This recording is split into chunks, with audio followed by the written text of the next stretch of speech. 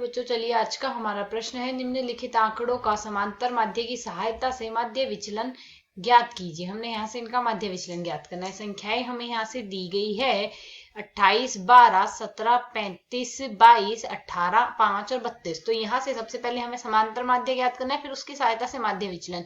तो यहाँ से इस प्रश्न को करने हेतु हमारे पास यहाँ से हमारी मुख्य अवधारणा रहेगी समांतर माध्य जो लिखा जाता है वह हमारे पास इन संख्याओं के लिए आएगा समांतर माध्य बराबर हम x बार से प्रदर्शित कर सकते हैं। x बार बराबर आएगा राशियों का योग, जितने भी संख्याएं दी सम्मिश्र x बट्टे राशियों की संख्या n आ जाएगा। और साथ ही यदि हमें माध्य विचलन ज्ञात करना है तो माध्य विचलन हमारे पास आएगा, यहाँ से सम्मिश्र हम करेंगे, यहाँ से जो समांतर माध्य आएगा उसे हम x बार नाम देंगे। तो x माइनस x बार का हम मोड लेंगे और बट्टे में यहाँ से राशियों की संख्या का भाग देंगे, तो यह आ जाएगा माध्य विचलन। अब यदि हम प्रश्न के अनुसार देखें तो यहाँ से हमारे पास संख्याएं क्या है, माध्य निकालेंगे। तो x बार बराबर हमारे पास क्या आ गया, 28 प्लस 12 प्लस 17 प्लस 35 आएगी, और 35 प्लस 32 प्लस 35 प्लस 22 है, माफ कीजिएगा, यहाँ से 22 आएगा, 22 प्लस 18 प्लस 5 प्लस 32, यह राशि आएगी। अब इसमें हम भाग देंगे, तो भाग हम यहाँ से कितने का देंगे,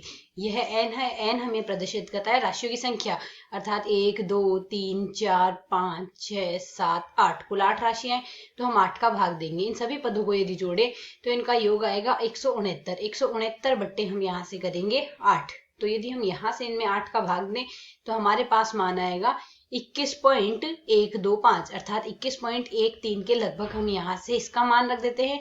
यह तो माध्य आ गया।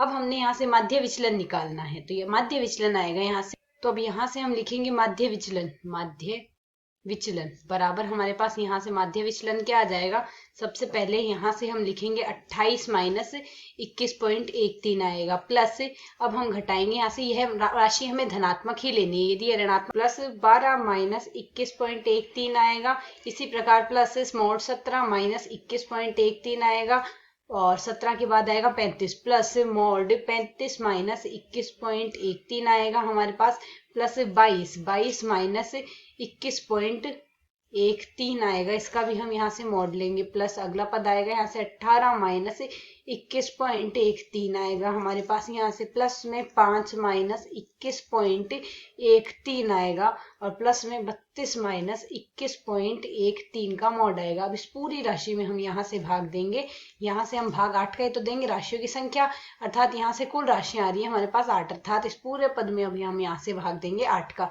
तो यदि अब हम यहाँ से इसे सरल करें तो हमारे पास इसका मान क्या आ जाएगा, 21, यहाँ से 28 में से हम घटाएंगे, यहाँ से मान आ रहा है 6.87, और जैसा कि हम यहाँ से देख सकते हैं यहाँ भी मोड आएगा, 12 माइनस 21.13 कर दें तो जब हम इसमें से घटाएंगे तो मान 9.13 आ जाएगा। यहाँ से हमारे पास मॉड है तो धनात्मक मान ही लेंगे। अब यदि हम यहाँ से 17 लिखते हैं तो 17 की स्थिति में 4.13 आ गया हमारे पास, प्लस अब अगर हम यहाँ से 35 लिखेंगे तो 35 में से जब हमारे पास यहाँ से 35 में से जब हम घटाएंगे 21.13 तो हमारे पास यहाँ से इसका मान आएगा 13.87, तो 13.87 आ गया।